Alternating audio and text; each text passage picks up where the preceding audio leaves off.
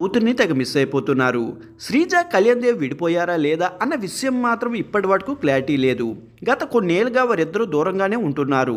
విడాకుల మీద ఇంతవరకు నోరైతే విప్పలేదు. కానీ వీరిద్దరూ విడాకులు మంజూరు అయినట్లుగానే కనిపిస్తున్నాయి సూచనలు.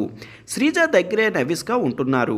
వారానికి ఒక్కరోజు అన్నట్లుగా కళ్యాణ్ దేవ్ వద్దకి నవిస్కాను శ్రీజ పంపిస్తున్నారు. అలా తన వద్ద పాప వచ్చిన ఆ ఒక్కరోజు మాత్రం కళ్యాణ్ దేవ్ సోషల్ మీడియాలో తెగ హడావిడి చేసేస్తుంటారు.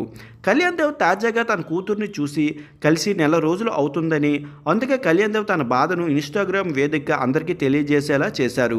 నవిస్కాకు ఇన్స్టాగ్రామ్ అకౌంట్ ట్యాగ్ చేస్తూ మరీ పోస్ట్ చేశారు.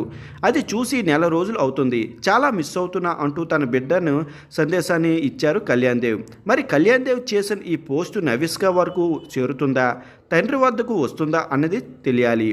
కళ్యాణ్ దేవ్ శ్రీజ వివాహ బంధానికి ముగింపు పలికినట్టే అని తెలుస్తున్నాయి.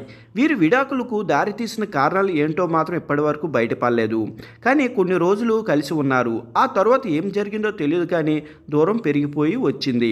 ఇక మెగా కాంపౌండ్ నుంచి కళ్యాణ్ దేవ్కు సపోర్ట్ అయితే లేదు.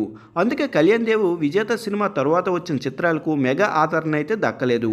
కళ్యాణ్ దేవ్ నుంచి వచ్చిన కిన్నెరసాని, సూపర్ మచ్చి చిత్రాలు జనాలు తెలియకుండానే వెళ్ళిపోయాయి. ఇక ఇప్పుడు కళ్యాణ్ దేవ్ పూర్తిగా సినిమాలకు దూరమైనట్లుగా కనిపిస్తున్నాయి. ఇక శ్రీజ వద్ద నవిస్కా ఉంటున్నారు. అప్పుడప్పుడు మాత్రమే కళ్యాణ్ దేవ్ వద్దకు తన కూతుర్ని పంపిస్తున్నారు శ్రీజ.